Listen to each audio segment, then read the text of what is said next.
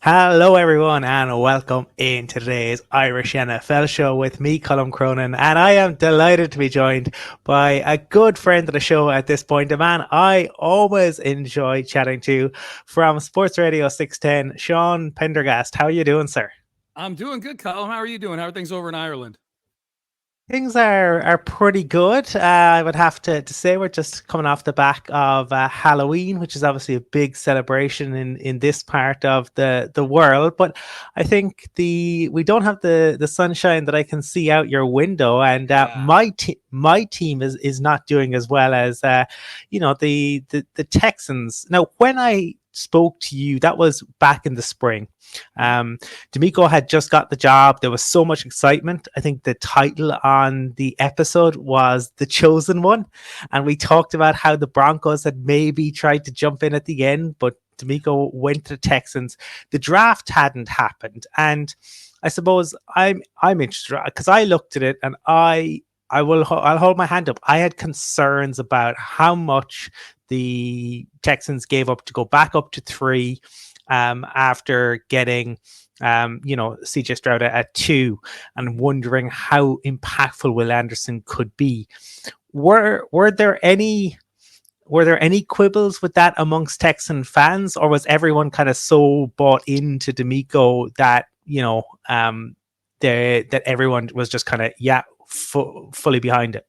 Yeah, I think the reaction to Will Anderson, which I will say, I mean, there were some people obviously who were nervous about giving up the Texans' first round pick to move up to three from 12 and get Will Anderson. So there's never unanimity, consensus with anything like this. There's always factions that feel a certain kind of way. I do feel like a majority of Texan fans really just love the aggressiveness of the move. It was very un-Texan like.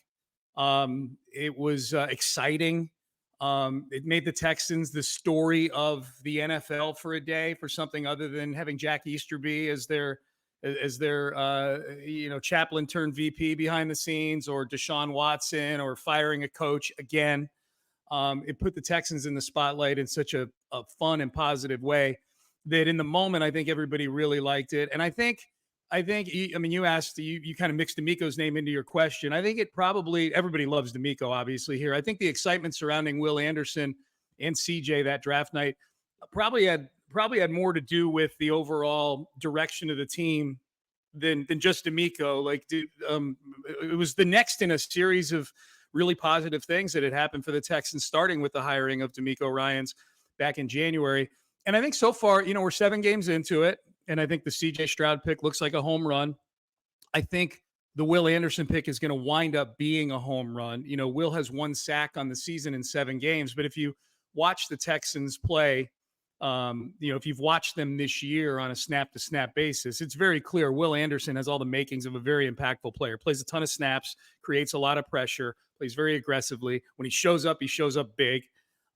So I think everybody's pretty excited about Will Anderson. The interesting thing, Colin, will be to see at the end of the year, has Will Anderson had the kind of rookie year where, now that we've got several months to stew on it, including the draft itself, and especially once the draft rolls around and the Cardinals are using whatever pick that is to go get whatever it is they use it for, that'll be the referendum. That'll be when people are looking at Will's year, and probably a lot of people just look at the back of his football card and how many sacks he has, and that'll be, for the moment, that'll be the referendum on it. I'm very positive about it.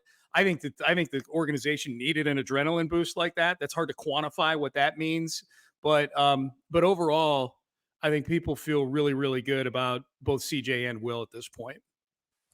Yeah, and I suppose I asked about Will and that pick first. I wanted to hold my hands up to, getting it wrong as such, because I think he has been impactful, even if he hasn't had the sacks. You can see from watching it, like, the impact and like how much he confusion he causes. But yeah, sorry, I jumped Well, in ahead of you no, there. no, real quick. Well, you made me think of something there. I think the other thing to point out about Will Anderson is he's got obviously a ton of natural ability, but I think what people need to understand in terms of his progression is he's a maniacal worker, like a maniacal worker, and he's a student of the game. He's already developed a friendship with J.J. Watt, of course, a Texan legend, who's now been back kind of around the team a little bit this season with going into the Ring of Honor and stuff like that. They've exchanged phone numbers, and Will jokes about how he pesters JJ with film and things like that so he can take a look at it for him.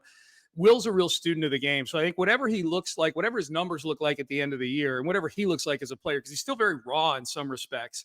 There's a lot of refinement that needs to go on with him with pass rushing moves and so forth. He is going to work. He will get the best, whatever the best version is of Will Anderson, he's going to get there, assuming he's healthy. That's just the question. Like, what is the best version of Will Anderson? It won't be because of a lack of want to or putting the time in that doesn't get him there. Yeah, and I suppose the other pick is the one who's kind of been flying, right, and is getting deserved kind of his laurels already. Yeah. I want to talk a little bit about that, right? Because in the run up to the draft, it seemed like CJ was the kind of consensus number one in January, February. And all of a sudden that began to kind of change as we got like maybe 3-4 weeks out from the draft. And then, since then, we have seen the stories that have come out. We've seen Frank Reich at the podium. We've heard plenty from guys who know Frank Reich, beat writers up in Indianapolis, who said like CJ was his guy, and David Tepper got involved, and etc. etc. If it had gone the other way, and the Panthers had taken CJ, were the Texans always nailed on to take Bryce? Were they always to take Bryce Young, to take Anthony Richardson, or were they always taking a QB where at that point, Sean? I think they were always taking a QB. I think DeMeco Ryans even, hinted at it, is probably understating it. Like he said in an interview at one point during the draft process, in that February and March time frame, that he was asked point blank about it, and he said he didn't say them by name, but he said there's two quarterbacks, and we're going to evaluate both of them, and essentially all but said we're going to take one of these two guys. I mean, at that point they knew they were picking second. The conjecture is that if they had the first pick, let's say they'd lost to the Colts in Week 18, like everybody in Houston wanted them to. The conjecture is they would have taken Bryce Young, which I could see. Other than size, he fits everything that certainly Nick Caserio and DeMeco Ryans would be looking for in a quarterback. And I still think Bryce Young's going to be a good football player. CJ's been better so far. This past week's game notwithstanding, over the aggregate of the 7 games, Bryce won the head-to-head, but CJ's had the better season so far. There's no question about that. But I think we're all really happy here in Houston that it played out the way it did. CJ's been more than what we asked for. I think we knew about his background. Good kid, came through some struggles, some adversity. We knew what his strengths were coming into the process. We all knew how accurate he was with the football, how good his mechanics were, and how he delivered the football. I think the things that we've maybe found a little surprising, pleasantly, is that he's probably better athletically than he's given credit for. That Georgia game that he played and that playoff game, I think, revealed some of that, his ability to use his legs. He's a quick study. And I think that's the thing that gives Texan fans the most hope, is that things that he's not done well, he's usually doing them well or doing them significantly better within a couple, 2-3 weeks of that. You know what I mean? Like early on, the operation was very slow. He was slow getting in and out of the huddle, slow getting just things, just kind of getting things moving. It became a focal point during training camp in the early part of the season, and that got remedied. Ironically, it was a delay of game penalty that pushed him out of field goal range at the end of the game. It's the first delay of game penalty he's had all year, 7 games into his rookie season. Came at the worst possible time. But taking sacks was a problem early in the season. He took 11 sacks in 2 games. And some of that was his fault, holding onto the ball too long, kind of running backwards from the pocket instead of stepping up, things like that. He went on to not take a sack for the next 3 games after that. 0 sack. And that was with a makeshift offensive line that didn't have Laramie Tunsil or Titus Howard out there. So he's been very quick. And I think the next step for him, Colum, the thing that teams have done to him since the Atlanta game in Week 5 is they've played a lot of deep zone on him and only rushed 3 guys. They blitzed a lot less. They blitzed him a lot those first 4 games, and he burned him with the blitz. That's why Nico Collins was putting up all those numbers on catch and runs. He was great. It turned out he's really good at finding hot receivers and throwing with anticipation. So that'll be the next step for CJ is, okay, now this is the chess move they've made for me. I think he needs help from the running game. Texans have an awful running game right now, and he needs help from Bobby Slowick, the offensive coordinator, with the play calling. But CJ's been awesome. I'm glad they have the second pick. I'm glad he's our quarterback, and I think he's going to be really, really good. Yeah, no, it certainly has been very impressive thus far. I am a little bit interested in terms of, what went wrong last weekend, right? Because the Texans didn't see outside of that Ravens game, and hey, the Ravens look like they're going to be one of the best in the AFC. Everything is kind of clicking, but the Texans were putting up like 20 points a game, no problem. And I can tell you from from a Denver perspective, that's not always easy to do. But then last week against the Panthers, I mean, both sides kind of struggled. It was a real kind of a slog fest. What was it that kind of slowed the Texans up when other teams haven't been able to do that to them, Sean? Well, as I said, they don't run the football well. That's just empirically. Forget about situationally or down in distance or short yardage long. They just don't run the football well. Their offensive line still looks very confused blocking this. Their run game looks a lot like it did under Pep Hamilton and Tim Kelly the 2 years before this, just in terms of output and just guys making mental errors up there. They've certainly invested plenty of capital into the offensive line. Laramie Tunsil and Titus Howard is the highest paid tackle combination in football. And they paid Shaq Mason also this offseason after trading for him from Tampa Bay. So it's to me, they can't run the football. I don't think Bobby Slowick is doing CJ any favors with how intent he is on running the football. I don't know if you saw yesterday, there was a graphic making the rounds. We all saw it here in Houston because it really affected the Texans, but it was the passing rate on early downs, first and second down so far this year, the percentage of time teams have passed on first and second down while the game is still in the balance, while the win probability is between 20 and 80%. So it's not a blowout either way. The Texans were second to last in the league in the amount of times they pass on early downs, and they don't run the football well. And so what does that equate to in play? And by the way, the teams that they're next to in the standing, Arizona's in last place. They just traded their quarterback in a 7th round pick for a 6th round pick. The Giants are in 30th place. They've had a combination of Daniel Jones and Tyrod Taylor as their quarterbacks so far, and Tommy DeVito, I guess, as their quarterbacks so far this season. And if you start to go up the list from there, it's Chicago, it's bad offensive teams, and then you got CJ Stroud, who's been good, sitting there down at the bottom of this list. Meanwhile, you look at the top of the list, the teams that throw the most on first and second down, and it's Joe Burrow and Pat Mahomes and Jalen Hurts and Tua Tagovailoa. I'm not saying CJ is those guys. I am saying he belongs more in that group than he does the group he's with in terms of play selection. And I would even go look at like the 7th through 12th most frequent passers on first and second down. And it's Kirk Cousins and Geno Smith and Dak Prescott. Like, guys are in that next tier of quarterback. I think CJ's in that tier already, if you ask me. So I don't think they're doing him any favors by being so purposeful and trying to run the football conventionally on early downs. They're putting him, and CJ's mentioned this in press conferences, not complaining like I am right now, but he's just mentioned it as a fact, is that they have been put in a lot of third and not very manageable number of yard situations on third down. And I think so much of it is they're doing it willfully. They throw incomplete on first down, so they run on second down, and you're willfully putting yourself in 3rd and 8 because you suck at running the football. So I think like that to me is, if I look at this offense the last few games, and certainly the Carolina game isn't your original question about the Carolina game. I think it was a combination of that, the play calling. They passed 24 times, they ran 30 times. They run for under, 3.6 yards a carry. And even the good runs they have, Dameon Pierce and Devin Singletary are breaking tackles literally 2 yards behind the line of scrimmage and then getting 8 yards. Like, they're not blocked well. That plus penalties. They had a bunch of bad penalties in this last. They had 10 penalties in the last game.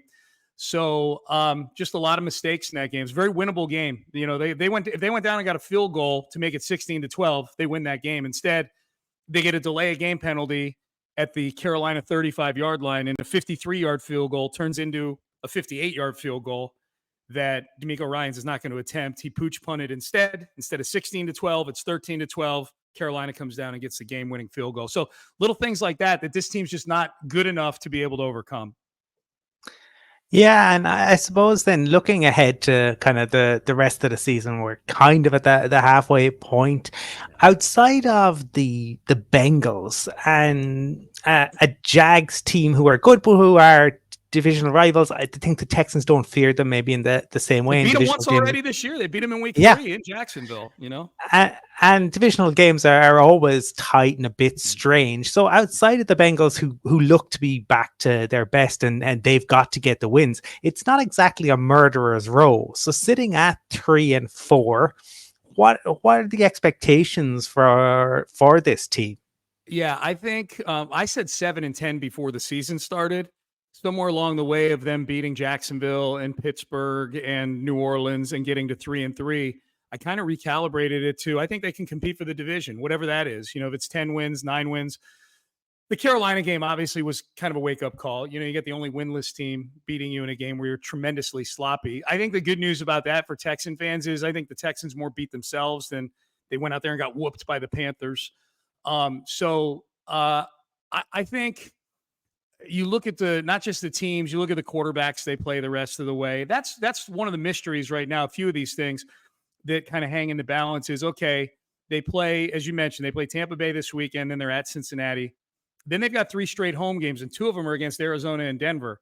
Is Kyler Murray going to be starting that Arizona game? Now, I think even if he starts or if he doesn't start, the Texans should be favored in that game, but it certainly changes the calculus having a healthy Kyler Murray out there versus, you know, Clayton Tune or whatever they're doing with their quarterback position now that they've traded Dobbs.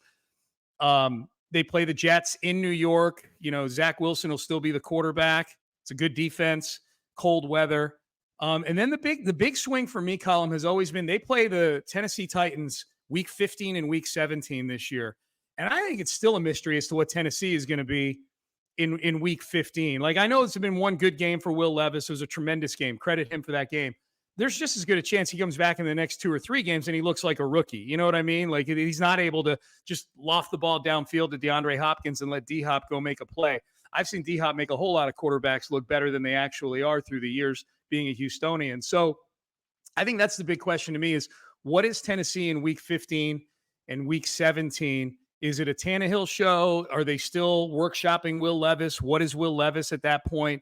That's the big variable to me, because barring some cataclysmic change for any of these teams, we kind of know what they are. I say Cleveland maybe also is sandwiched in between those 2 Tennessee games. You know, what's Deshaun Watson at that point? Is he even their quarterback? Is it PJ Walker? Point being, you and I have just spent 2 minutes talking about this, and no names like Jalen Hurts, Patrick Mahomes, Tua Tagovailoa, Josh Allen, Lamar Jackson, they played already in week 1. They don't have to see him again. If they do, it's good news. It means it's in the postseason. And you know, probably Joe Burrow is probably the only one that fits into that cast of characters, that level of quarterback that they see the rest of the way. I think it's gonna be a lot like the last month has been for the Texans. I think they're going to win a couple games you don't expect them to win. I think they're going to lose a game or 2 that feel like this Carolina loss last week, and they probably finish with 8 or 9 wins would be my guess. And nine wins might get you in the AFC. The whole AFC right now, other than a couple elite teams, is all 3 and 4 wins right now. 9 wins is going to get somebody into the postseason in the AFC. Yeah, it just who will that be? You mentioned his name. I have to ask, obviously, about Deshaun Watson, and he's going to be coming back. Are a 2-parter, I suppose. Are you surprised that he has struggled again this season? When he has been on the field, and B, what kind of reception can he expect if he takes the field in Houston? Yeah, I think answer your first question. I am surprised. I was of mind that he would look better this season. I thought Deshaun, with everything behind him, you know, he's playing in a new system that takes even good quarterbacks who are veteran quarterbacks a year or so to get their legs under them, you know, learning that system. You know, we saw Aaron Rodgers. It took him a year with Matt LaFleur before he really got on track and he became an MVP. Matt Ryan, similarly, you know, Kyle Shanahan was the OC in Atlanta in 2015. 2016 was the year that Matt Ryan finally got his legs under him, won an MVP. This is not me thinking Deshaun was going to win an MVP in Cleveland, but I thought he would certainly look more like the old Deshaun Watson than what he looks like now. He looks like all these bad quarterbacks look like, where you just expect bad things to happen for them on a Sunday by Sunday basis. So I'm very surprised that he still, when he's gotten under center, looks the way he does. I think with him, it's more psychological. I know he's dealing with a shoulder injury or whatever. He wasn't dealing with any injuries last year when he looked as bad as he did. I think just knowing kind of like the psychoanalysis on Deshaun Watson, when you cover a guy for 4 or 5 years, you do enough press conferences. I did a couple events with Deshaun Watson when he was here, like sit down Q&As with him. And I can't profess to say like I know him, like we're buddies or something like that. But I think you observe somebody enough for 4 years. I thought for sure that this whole saga where it would mess with him would be he does not like being disliked. And I thought that might mess with him psychologically. And I think that's part of it. I think I don't think he fits in Cleveland. And I don't even mean the team. I'm talking about the city. If you look at Deshaun on social media, like you barely know he's a football player half the time. He's posting pictures of his trips to France and England and driving Ferraris and wearing $3,000 ripped jeans and all those things. So, which does not, I don't know if you've ever been to Cleveland, Colum, but it's not that kind of city, like it's a very blue collar Midwestern city. So I was always a little bit dicey about how Deshaun would connect with the city of Cleveland. I don't think that's gone well. So I'm surprised that it hasn't gotten better, only because it would be hard for it to have gotten worse than it got last year for him. He was bad last year. He's been bad again this year. So there's that. What was the second part of your question? The reception, like you think he might get if he does play in Houston. Yeah, this will be the second time he's come back to Houston. We should point that out. He came back. His first game as a Brown was here in Houston last year, and it was a chilly reception, probably highlighted by the wife of the owner, Cal McNair, snubbing Deshaun when he came over to say hi to the McNairs before the game. Hannah McNair, who's awesome, by the way, literally turned her back on him to talk to exactly nobody. And then as soon as he walked away, she turned back around and jumped back into the conversation with Cal and Jimmy Haslam and whoever else was standing there. I think it's going to be probably a pretty cold reception again. Like it's not like Deshaun just demanded a trade and had all these nice things to say about Houston on the way out. Like Deshaun damaged a lot of people on the way out. Deshaun stuck around for a year longer than we all expected him to because he couldn't be traded. Like you literally could not move him unless you were going to take pennies on the dollar to do it. I think there's just too much broken glass. I don't think Deshaun's ever going to have a kumbaya with the city of Houston. And by that point in the season, it's week 16. I mean, both those teams in all chances are going to be fight. Those could be two teams that are directly fighting with each other for a wild card spot. So that game is going to have some juice. The game is on Christmas Eve. So people will be all jacked up for the holidays and ready to go. So I think I think the atmosphere will be electric. And I think a big part of that electricity is going to be a lot of vitriol for Deshaun Watson. No doubt about it. Zero doubt about it. You've been very generous with your time. I want to get you out of here on this because I just intrigued to know, outside of the Texans, is there anything that has caught your eye across the league this year? It can be a player, a coach, for positive, for negative, but something that stood out to you, Sean. To me, the biggest thing has been just the crisis that the league is in quarterback-wise right now. I can't ever remember a season where there's been so much turmoil at the quarterback position to varying degrees. At the very bottom of it, I mean, we just talked about Deshaun Watson, but guys who are on big contracts, we mentioned Kyler Murray too. Kyler Murray, Deshaun Watson, Russell Wilson. Sorry, Colum. Russell Wilson. Aaron Rodgers, right? I mean, all turmoil for different reasons. Rodgers got hurt the fourth snap of the season. Kyler Murray got hurt last year. Deshaun and Russ just are not very good football players right now. Even Joe Burrow signs his huge deal, and what happens? First thing that happens, he gets a calf strain. You know what I mean? And and then now Kirk Cousins with the Achilles injury. Even Patrick Mahomes just not looking exact. I know they're 6-2, but it's not necessarily because of Mahomes. Their defense has been really good this year. I mean, I could go on and on and on. Justin Fields, I think Chicago thought, okay, rushed for 1,000 yards last year. Maybe we got something now with Justin Fields. There's been plenty of guys who you expect to be good. Lamar Jackson's been great. Tua's been really good. Josh Allen has been, kind of up and down this year. Jalen Hurts has been excellent. But there are just so many teams right now that have some sort of turmoil, and a lot of it expensive turmoil at quarterback, which I think lends itself to the bigger story to me, which is, especially in the AFC, it's like, who is coming out of this thing? Who is coming out of this? Who is making the playoffs in the AFC? You got 4 teams with 4 wins. You got 6 teams with 3 wins.